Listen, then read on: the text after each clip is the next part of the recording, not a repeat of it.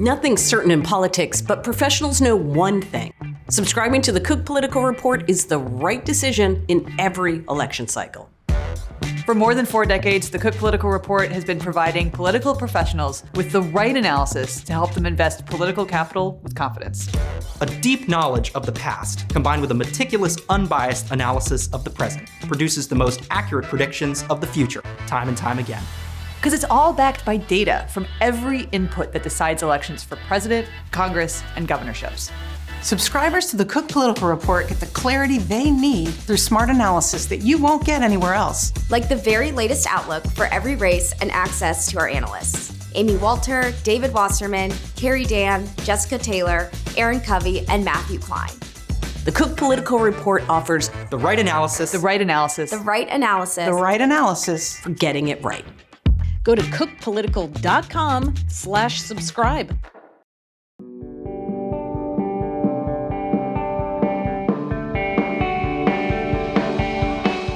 Hello, welcome to the Odd Years. I'm Amy Walter.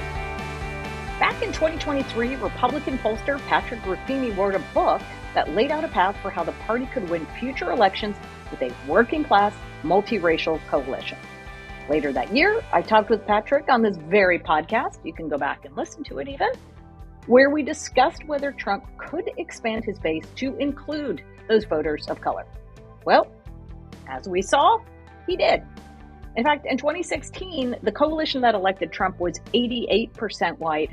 By 2024, it was down to just 78% white. So I wanted to have Patrick Ruffini back on for a conversation about how well that same coalition is holding up 6 months into Trump 2.0. Whether these voters will show up for Republicans in 2026, and whether the next Republican nominee for president will have a similar appeal to these voters. Patrick is also a partner and pollster for Echelon Insights. He writes a great Substack, The Introspection. Also, just a quick programming note, we are taking a bit of a summer break in August, but never fear, we'll be back in September with new episodes of The Odd Years. Here's our conversation.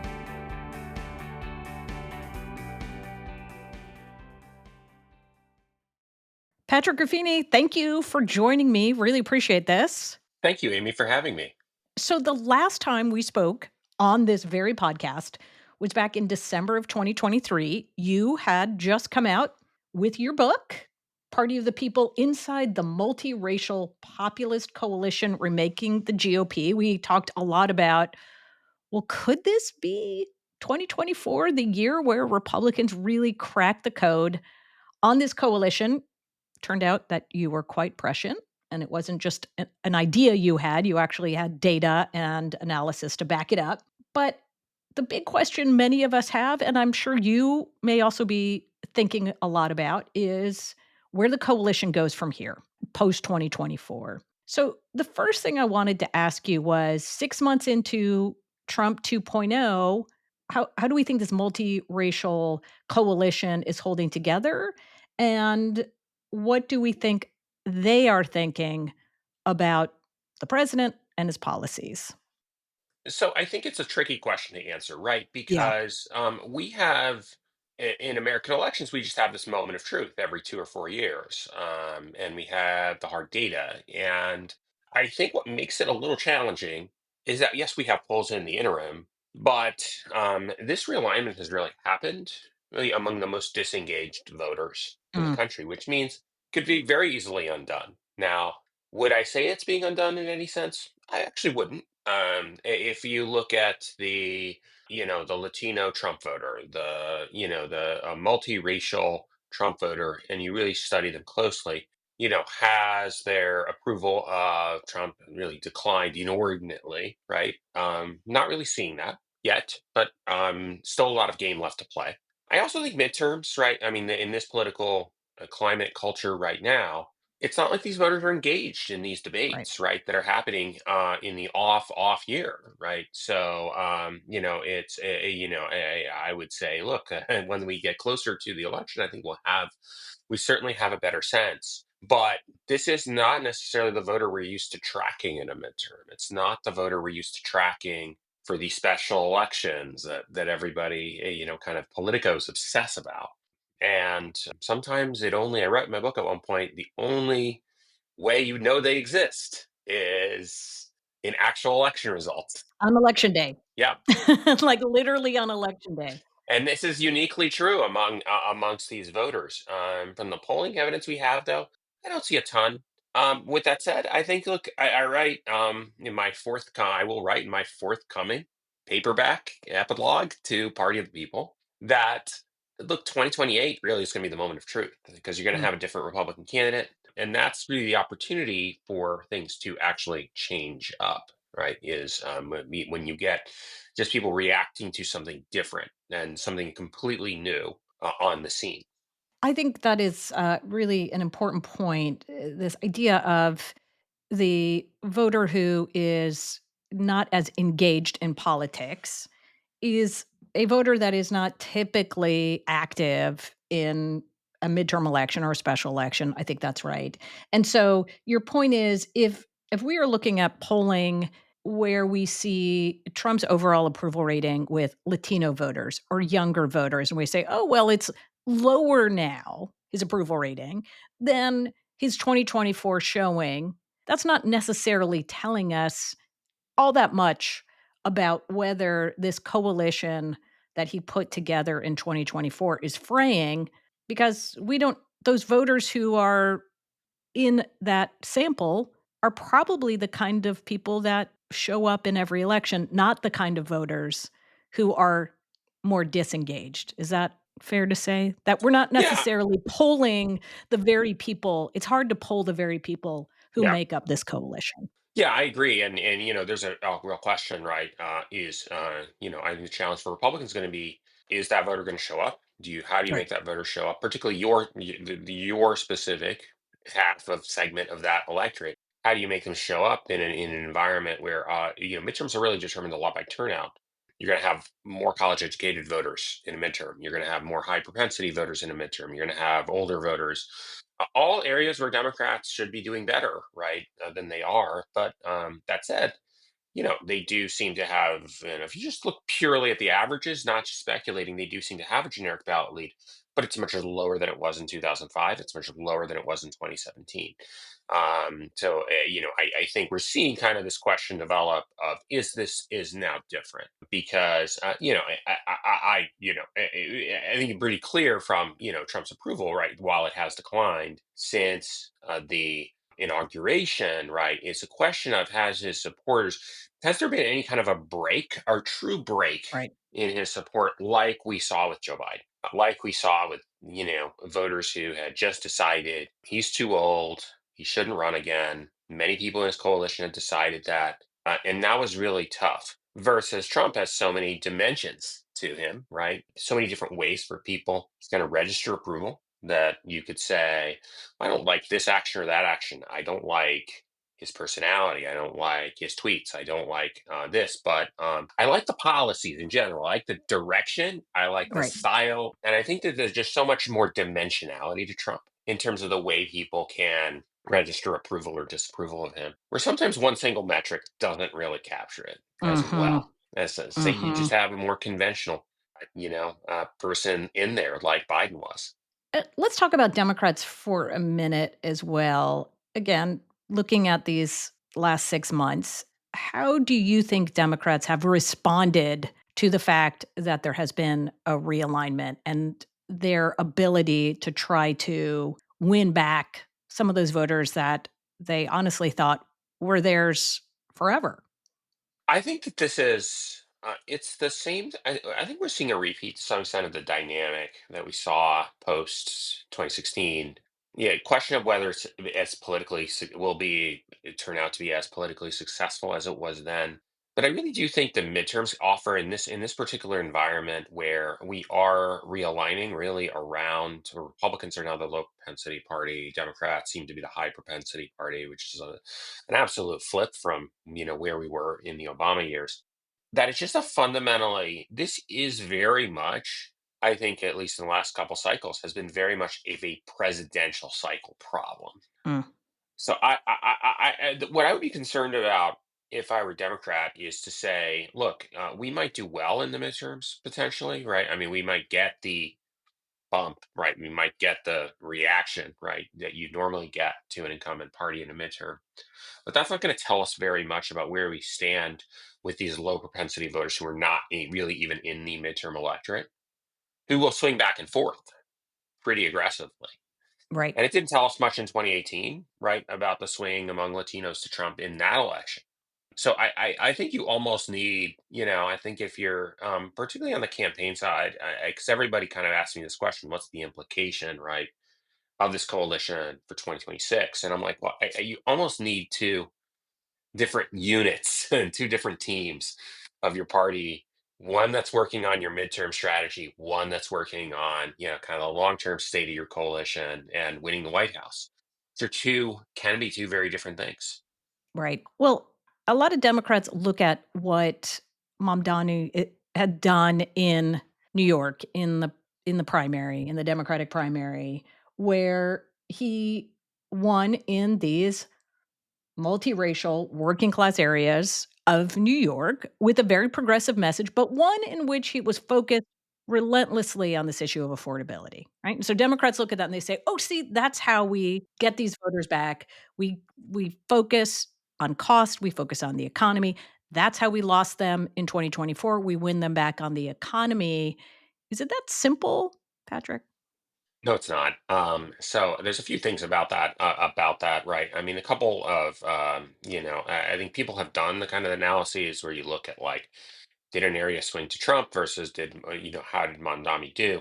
There's actually no correlation between the two. I mean, people like to say that it kind of held up pretty well, Mm, right, in those areas, but it wasn't like, it was specifically those voters who shifted to Trump. You had you probably had Trump voters, or some Trump like leaning areas, right, or areas that lean to Trump or were moving to Trump. But it seems to me there's two things going on, right? That the voters left behind in the Democratic primary are much more liberal, right? As you see this exodus of moderate voters from the party, that these moderate non-white working class voters, they're not really voting in the Democratic primary anymore, right? They may be the low propensity voters who just never voted in primaries to begin with. And so, they weren't really measured by this, right? This primary specifically. You had, I think, Nate Cohn published a stat that was only 6% of the Democratic primary electorate in New York City voted for Trump in 2024. About like maybe half of them were Orthodox Jewish voters, which, as you know, is like a very, very idiosyncratic voting bloc that will vote yes. 100% for a candidate of one party and 100% for a candidate of the other party based on kind of their interest and where they see their interests lying. So I think there's two things. That said, I think I will say one thing for this. I think the manner and the style and the affect, particularly in these urban areas, of the sort of young progressive candidate, as opposed to, let's say, that upscale liberal candidate who generally, it feels like national Democrats have find themselves appealing to, I think can cut through in the same way Bernie, I think, cuts through where other Democrats can't, where these more sort of these establishment Democrats who are, kind of focused on these cultural issues in response to the changes in their base.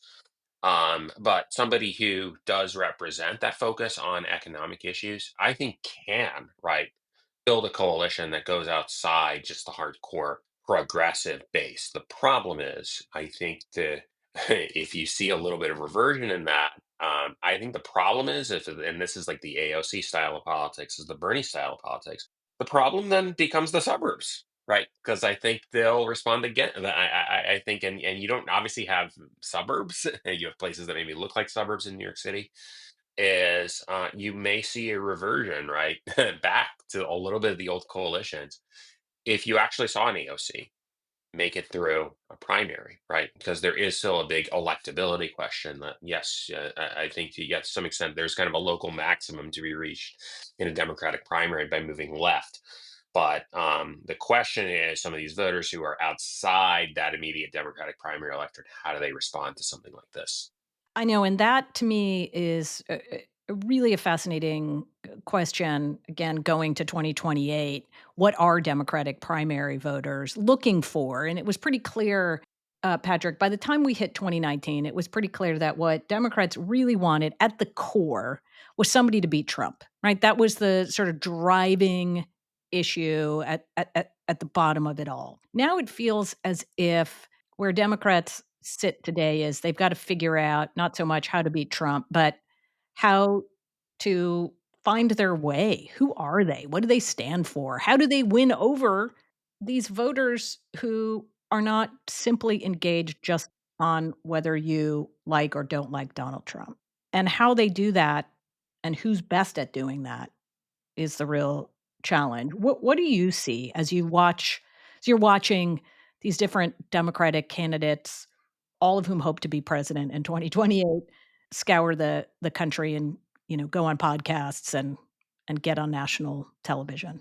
I mean, everyone, like I said, like once you get into primary fields that are potentially 20 people, right? Yeah, And you literally have a test of every possible flavor, right? I mean, we saw this, like, I mean, the explosion of primary fields and the explosion of people, perhaps in response to Trump saying, anyone can do this, right? It's possible to actually come out of nowhere and win a nomination. And you see this just kind of explosion of different political theories, which is very interesting. And that's like going to be a test, right? Of really, where are the different currents in the party? With that said, I do think, right, that the AOC, right, I expect her to be strong, right, in yeah, this primary because I feel like, she would have the progressive lane cornered, right? Where you have multiple kind of potentially more normie establishment type Democrats, right? And I expect her to be able to raise a lot of money from low dollar donors. I expect her, in fact, to dominate in that corner of the primary. And the question is, all right, does the field consolidate? And you don't really have, the potential, right? Particularly if Harris doesn't run, right? You sort of have a potential for a free for all, really on that side of the party. So I think that they'll press that theory, right? Because she is somebody who, in her own district, has won. There is the AOC Trump voter in her district. I think she'll have a story. She'll have a story about, how the fact that, particularly the Bernie style, Bernie seems to be pretty popular in this podcast set, right? And can she inherit a lot of that support? right, The real test for this progressive Democratic bloc, I think, is there any kind of moderation, anything they're offering on cultural issues? I know they're dialing up the economic rhetoric, yeah, and they're dialing it up in potentially a way that's problematic, right, to some other parts of their coalition, like the new members of their coalition in the suburbs. So, and that might work, right, to dial up. The question is that enough to compensate? Are they moving at all on their cultural positioning? Which, as right, we see, I think is, from the last few elections, is what these low propensity voters are responding to. They're not following the economic policy debates as much. It's not about policy for them. It's about performance, more so on those economic questions. So, number one, how is the Republican Party under Trump seen as performing on the economy 2 and 4 years hence? But number two is like, what can Democrats seriously offer in terms of concessions on some of these cultural debates to really seriously narrow and recast the image of their party? right. And that is really such an important point, which really leads me directly to my next question, which is this idea of who these low propensity voters are, what we know about them. And I really wanted to get you to help us understand how you find them and how we know how and what they're thinking. And so I was reading the other day, thanks to your Substack, which recommends a lot of great reads. The data guys over at the Washington Post found that voters of color who watch television, they're doing really well with those voters, about the same as they always have. It's those voters who follow the election not on TV, but get all their information from, say, YouTube or, other non-TV linear sources. That's where Democrats really failed with voters of color. And so the answer to many Democratic problems, you've seen I'm sure, and heard a lot about it is, okay, well, we just got to get on YouTube. We got to have our own Joe Rogan. That's how we solve our problem with these low propensity voters. What do you think of when you think of a low propensity voter? How to find them, what they're interested in, and how to talk to them? I mean, look, I think that this has been the pattern all going back to the start rise of new media and the internet, right? Where it's less about, in terms of staking out your political brand. It's less about, here I am saying things that are, broadly acceptable to the mainstream of America and saying things that are relatively popular that I can then penetrate through TV with an audience that represents a broad cross section of the Right. mainstream of America and win people over that way. That model no longer works. That's politics of, there's all these niches, right? You saw it discuss the importance of, right, of niches in this Democratic primary and any kind of open primary where everyone really is, are really targeting a specific niche, hoping to blow that up, make that bigger. But, I think fragmented media environment means that, there's opportunity for people to just exploit those niches in a way that really crowds out anyone who seems like a vanilla establishment type person, right? That just nobody wants to follow them. Nobody cares. Nobody's interested, right? Until very, very late in the process, when people kind of start to return to that question of who can win the general election. So the dynamics have changed. But look, I think that doing that in the absence and I've been through these cycles with Republicans in the Obama era, where there's a lot of talk, right, in the Obama era of, how are Republicans going to get smart on the internet? How are they going to get smart on digital? And it's like, yeah, I think there's a lot of things tactically, right? And there are seeds, I think, in that period that were laid down in terms of things that grew into. But it really took the emergence of Donald Trump, right? 100%. The Yep. personality, Yep. this larger than life personality for people to rally behind, and then everything starts to fall into place. I don't think this idea, right? Democrats are going to spend $20 million studying men, right? Independent of having a candidate who can actually speak to men, I think that is, a little bit silly.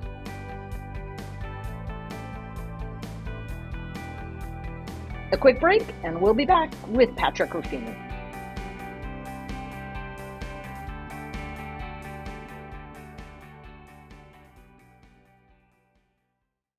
Did you know the Cook Political Report has a free weekly newsletter?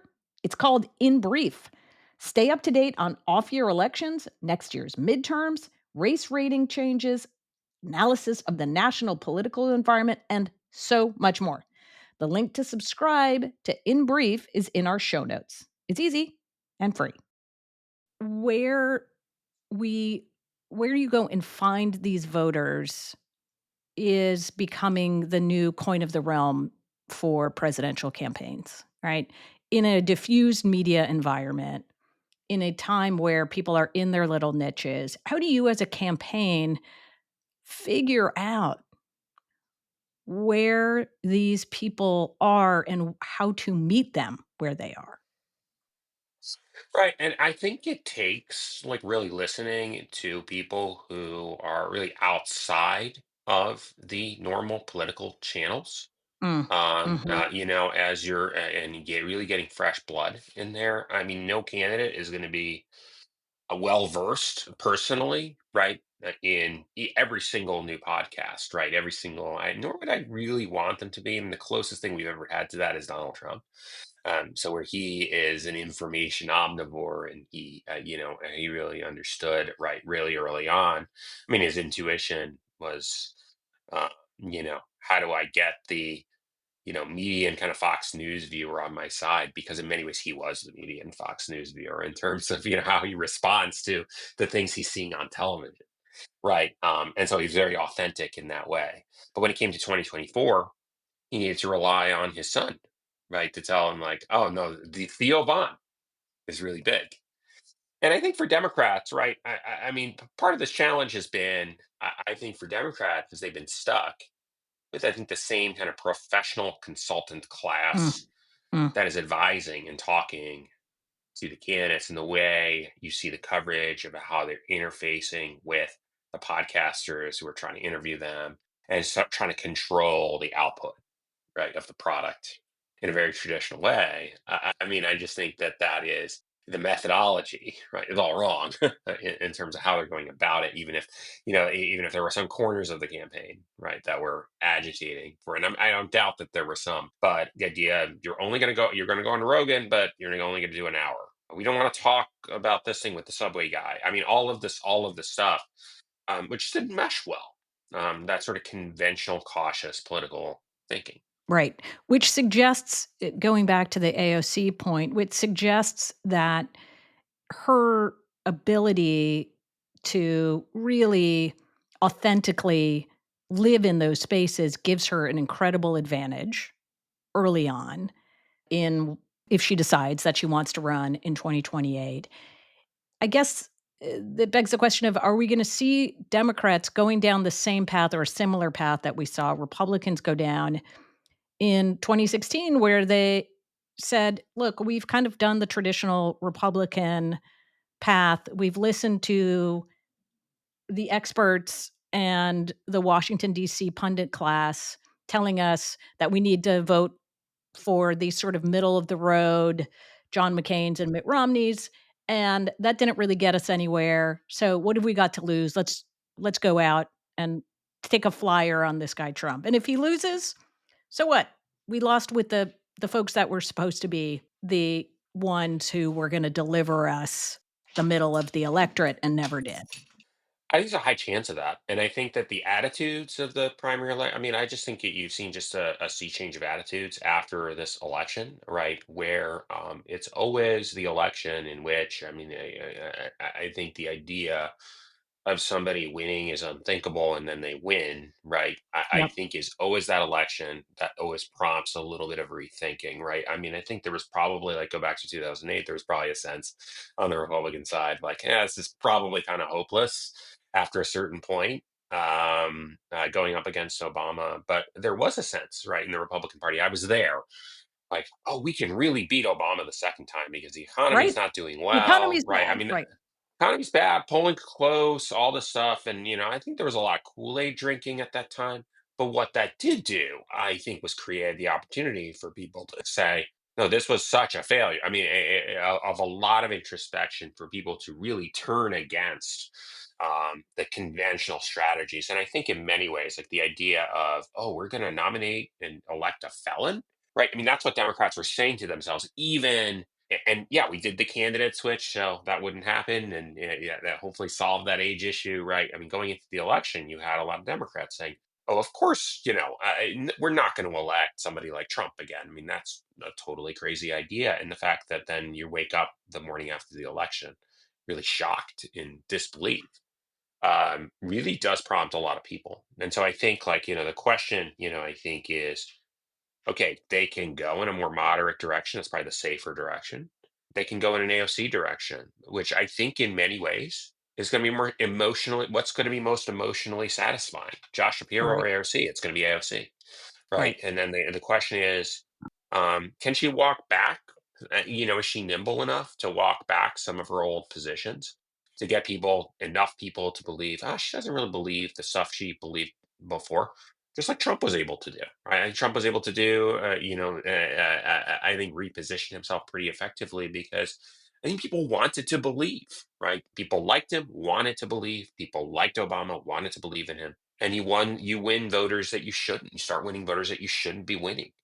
And so I think, like, there will be that model, right? But whereas everything, all the data, I would say all the data suggests Democrats really have to do something on these cultural issues. But nothing that I've seen really shows any kind of inclination that they're going to. So what's the alternative? Yeah, tell me what you mean by do something. What would that look like? Right. I mean, I think it's the cliche, but it's the sister soldier moment. It's the sense of, okay, yes, this is something where I am positioning myself as very different from the rest of the Democratic Party on this issue, and stylistically. Which makes it really hard to believe that someone like AOC is going to be able to Right. say, whether it's on ICE or defund the Yeah. police, any of Yeah. those issues, that she's gonna be able to effectively or realistically, authentically take a Right. different position. It seems like she's gonna have to actually lean more into it, right? Yeah, and the model is the model is someone like Fetterman, right, who does Mhm. do those things, but is nowhere, right, for a lot of reasons. I mean, people really doubt his viability, right, Yep, mentally and physically, right. You've got a lot of sniping in him, but I would say like that is somebody who is effectively positioned, would be effectively positioned just from a pure issue standpoint, regardless of his profile. Right, his actually his aesthetic is great, right, for the kinds of voters. But again, he doesn't seem to be going anywhere.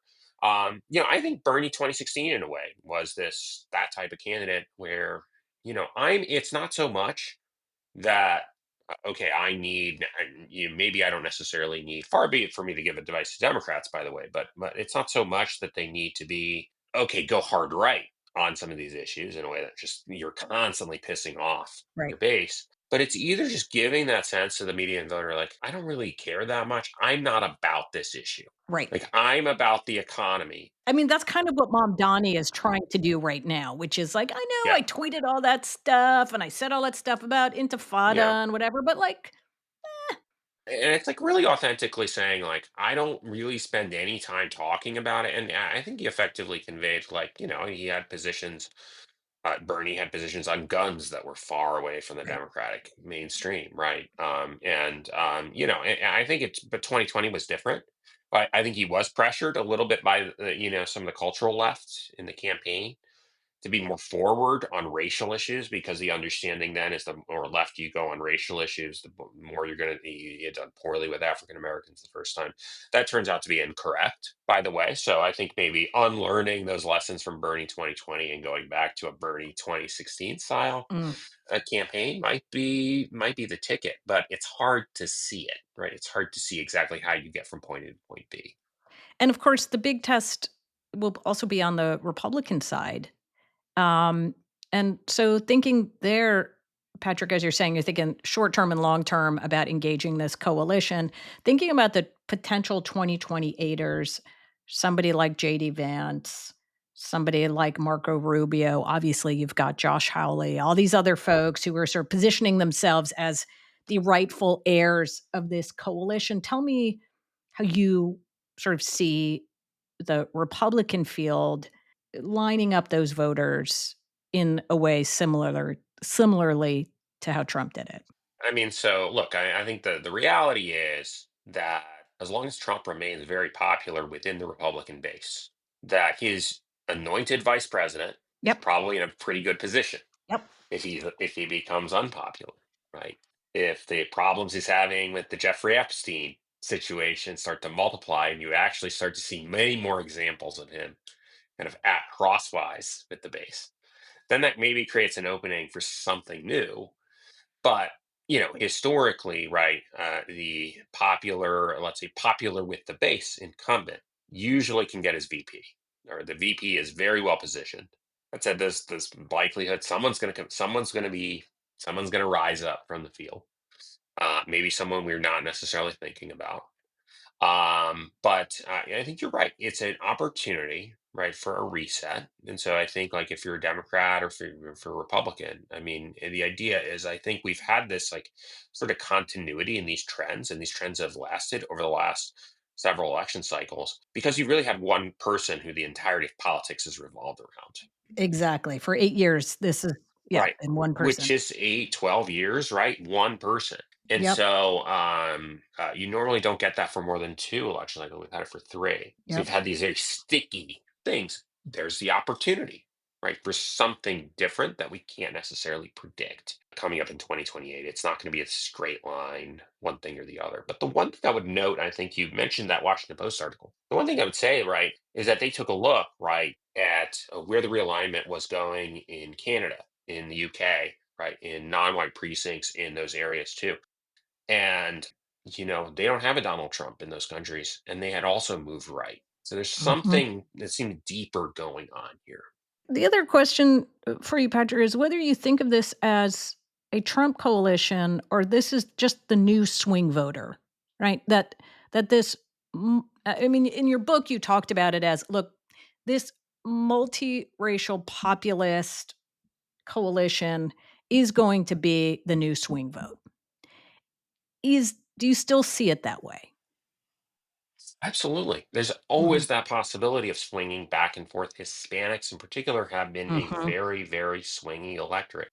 We had Republicans do well under George W. Bush, and then that changed. You had Barack Mm. Obama emerge, and you had the sort of personality contrast, the force of personality really rallied, I think, younger voters, these younger rising voting blocks behind the Democratic candidate. And I think in many ways he was able to transcend what were the partisan kind of camps. And the question is, who is able to be sort of transcendent in that same way that even if you have an AOC who I think on paper kind of can demographically represent people, is she still bound, or is she her own inclination still to reinforce some of those existing divisions on cultural issues? It's something we just discussed. But in particular, I do think Republicans better watch out because this swing vote can shift, right? Pretty. This is a low propensity voter can shift. I think that there is it's high risk. It's the high risk, high reward voter, and it's Yeah. high risk, high reward from a persuasion standpoint. That we really have a good fix, I think, on where it just happens to be that the decisive swing voting block in this election happens to be both the voter who is unsure about whether they'll vote or not. So they're harder to measure in polls. They're just, difficult to get them to pick up a phone, and as well very swingy based on changes in political dynamics, political environment. And the way I would look at it is you have that voter who is really that cost of living voter, the one that Mom Dami Yeah. really went after, who I don't really, and that to me is just to give that answer in a poll, say I care most about the cost of living means what I don't care about these hot button issues. I don't care about immigration. I don't care about the state of democracy. I don't care about all these things that people in DC are talking about. I just care about what's going on in my own life. And as a result, I'm less anchored to either party. And that means there's the biggest high risk, high reward, right? There's the biggest chance for overperformance if you actually really intentionally talk to those people. Mm. But there's also a kind of a big risk, right? That if you don't, you're going to lose them in droves. That's going to obviously be a bigger deal in presidential than a midterm, Right. but nonetheless, I think it's just it is something that we overlook in our focus on this mythical voter who is both that voter who will turn out in every election, that unicorn voter who will turn out in every election, but is up for grabs, Right. and that voter just doesn't exist. I think we just No, maybe they're like 2 or 3% of the electorate, if that. right. The thing is, the voter who is going to show up right in a midterm, going to show up in these specials, is going to be that voter who is certain to vote and very highly partisan too, very not movable. And I think, right, I think there've been rare instances of them moving. Maybe 2016 was one in the suburbs, but like I said, right, I mean that was less of a I became a swing voter, but just a switch flip. They flipped the switch Yep. and they didn't turn out to be very persuadable in the end. Right. Do you think, speaking of risk reward, that the immigration policy, especially if we do start to see this real increase, deportations, becomes the sort of thing that could move some of these Latinos back into the Democratic camp? In other words, there's always that people who've been in politics for a long time always go back to California, right, and say Pete Wilson really screwed up the opportunity for Republicans to win over Latino voters with, what was it, Prop 187, right? He set in motion what was an alienating event. Do you see that as a potential risk here for Republicans with what we're seeing on the deportation front? I think to some extent, what you see in the numbers right now is partly Trump has been a victim of his own success in terms of Mhm. bringing down those border crossings numbers so much Right. that people are just prioritizing the issue less. So if he's going to go, if the midterms are going to be about, you can't say there's a migrant caravan heading to the border, right? You can't say that. He stopped them, and that's like policy wins and a policy success that he can rightfully claim. Yeah, why can't you just run on, "I did it. I said I was gonna stop I Yeah. was gonna close the border, and I did." Yeah, the problem is, right, I mean, there's sort of this whole other promise around deportation, Yeah, right? yeah, And that's the rub. Now the question is, I think you've seen evidence of him actually bowing to political reality and being surgical in terms of saying, I'm probably not going to go after these agricultural or hotel workers, right? The flexibility, right, that I think he uniquely has to essentially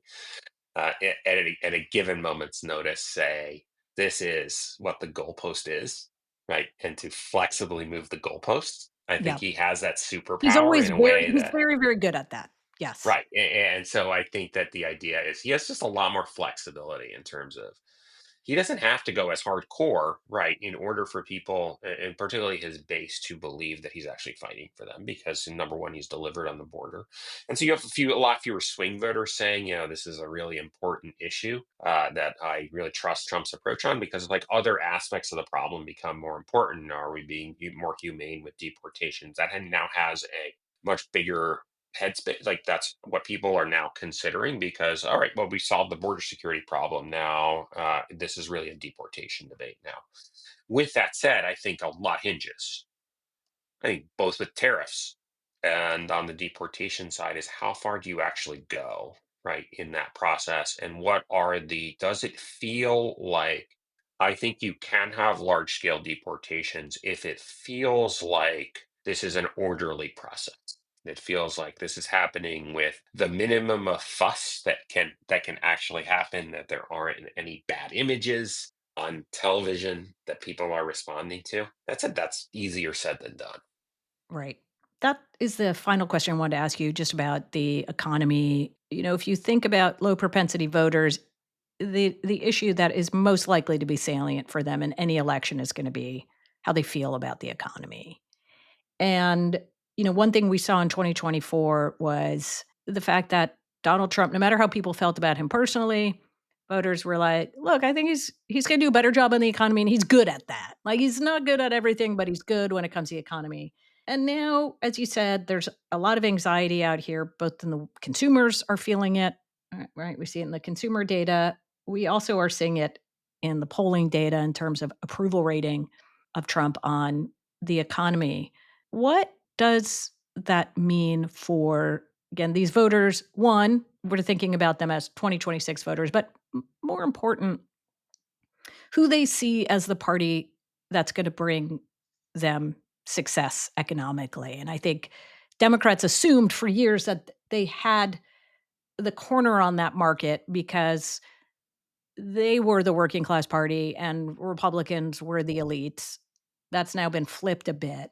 But does it get flipped back if what they see 2 years, 4 years out of Trump, that costs really didn't go down that much, and economically they're feeling unstable? How do you think about that?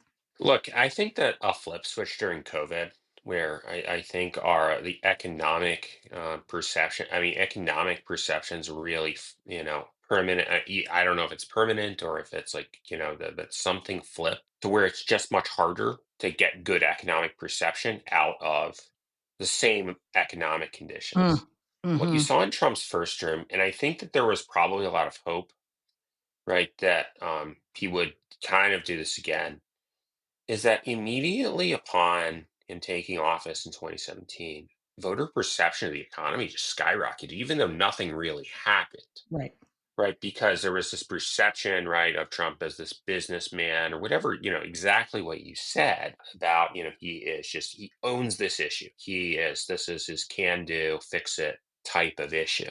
What you've definitely seen, right, in the first few months is just a lot of, and that's really kind of the scenario, 2017, 2018, where Trump wasn't really rocking the boat that much when it came to the economy. He had the tax cut bill, he did some tariffs, mostly in 2018. He hadn't really done much tariff stuff by this point. He is just much more in there, right, doing stuff. That's right. And I think that when voters get the sense of, oh my God, he's messing around again, he's doing something to mess around again, the Liberation Day tariffs, when there's that sense, his approval rating goes down by a couple points.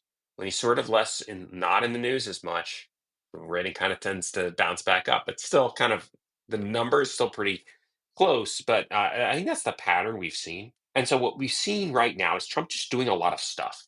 And you have let's say, status quo, let's say de facto risk averse electorate Yeah. reacting negatively a little bit. And the question is going to be June of next year, in the middle of next year, after a lot of the stuff hopefully has settled down, Yep. what's the outcome?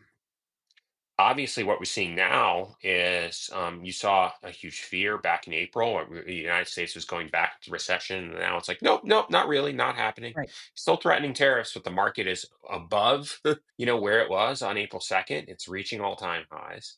So the question is, can Trump, I think, get that halo effect that he had in his first term? It's going to be harder though, because I think there's just something psychologically about the American voter that has flipped when it comes to these economic perceptions. I think Democrats were done in by this in 2024.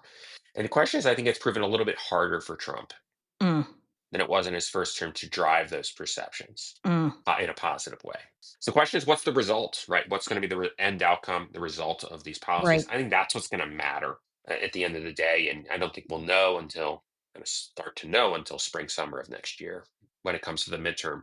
Yeah. That's a really, really smart point. I've also wondered. I'd love to get your take on this. My theory has been that I don't think people appreciate both COVID, but also the shock to the system that inflation was, and that we had not witnessed anything like that in 40 years. So if you were anybody under the age of 60, this was a brand new experience for you to see prices move like this. And it doesn't just go away overnight, right? You don't just say, "Oh, okay, well, technically inflation has slowed." I think there's a perception by a lot of folks that what they expect to see when they hear inflation has slowed is that prices are gonna go back to the way they were. That we're gonna go back to what my rent cost in 2020. We're gonna go back to what the burrito at Chipotle was in 2020. And that's never we know, right? That doesn't happen. Is that yours? Is that a fair way to think about this as well? Is just we're not really appreciating the impact that 2 years of inflation had on the American consumer. Yeah, I mean, I think that was something that did it again, that did in the Biden administration. Created this real permanent break in this disillusionment. Even if generally speaking, right, people are making more money to Yep. compensate, and if that burrito goes down by 20%, right, are you going to get 20% richer overnight? That's not likely. If that ever happened, that would be, we'd be talking about landslide proportions, right, for one party or another, but that doesn't seem to be in the cards. But that's the risk, right? That I think that, the Trump folks need to appreciate a little bit more is like you got elected, particularly by this multiracial coalition, this younger electorate, based on a deep sense of insecurity that they had. And I think you need to do something visible to communicate something about things have changed. We have pressed the reset button, and we are now in a new economic and political era. I think that's what needed to really happen in a really strong way after 2024. I will give credit to Mamdani, right? I mean, that ad that he did, or that video he did with the halal cart, and Yep. say make halal $8 again. I think Trump should have done, first thing he should have done after the election is gone to the CEO of McDonald's and say, and browbeat them, cut your price on your value meal price or something, right? To just create this symbolic thing that he could point to, right? I gave you a lot of free publicity during the campaign, so do this and we'll make the cost of a value meal $5 again. That was something that Dami did very, I think very, that was very deft in a way that I think cut across, I think ideological and sort of his Yeah. ideological base. But I think Trump has not been as interested, right? I mean, he benefited clearly from the inflation issue because I think he was just not the other guy. He wasn't the guy Yep. who presided over it. But I think it's pretty clear that he hasn't been the sort of candidate who I think is really deeply interested in that issue. In the same way, I think it's a lot of people in DC really haven't been. I don't think they really understood how to harness it. Right. This has been a fantastic conversation, Patrick. I really appreciate you spending all this time. We're obviously going to be checking in a lot. We can't wait for the addendum to Party of the People. When does that come out? Comes out in November, 1 year Oh, after the election. okay. Okay. We're going to get a lot more great insight from you. Thank you so much for joining me. Thank you, Amy.